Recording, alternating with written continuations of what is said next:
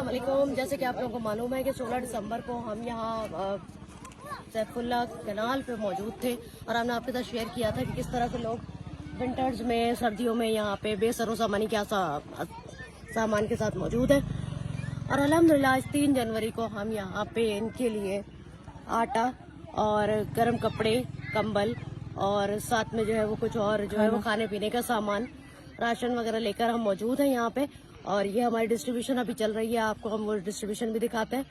और ये अभी भी यहाँ पानी मौजूद है। यहाँ फैमिलीज तकरीबन 100 से जायद है। ये वही जगह है जो 16 दिसंबर को हमने आपको दिखाई थी। यहाँ या तो बाइक पे आ सकते हैं या फिर आप वॉक कर सकते हैं। और मैं जो है वो वहाँ से वॉक करते हुए तकरीबन आटा बांटते अब मैं यहाँ मिडिल तक आ गई हूँ और मैं आपके साथ दोबारा आगे शेयर करती हूँ। आए चले दिखाते हैं आपको। ये इस तरह से जो है वो खेमों में मौजूद है। कुछ आई थिंक खेमे इनको कुछ दिन के अंदर शायद किसी ने प्रोवाइड भी किए हैं, तो थोड़ी बेहतर सिचुएशन उनकी खेमों के लिहाज से हो गई है।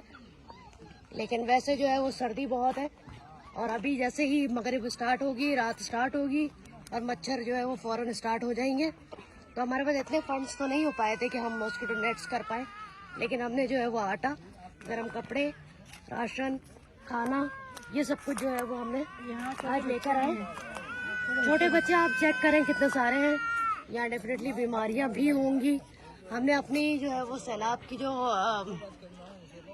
हमारा वर्क चल रहा था उसमें हमने मेडिसिन वगैरह भी दी थी, लेकिन इस वक्त जितना हमारे पास जो फंड्स था वो हमने इस्तेमाल करते हुए कंबल, राशन, गर्म कपड़े, खाना और ये सब कुछ हम इनके लिए लेकर आए हैं।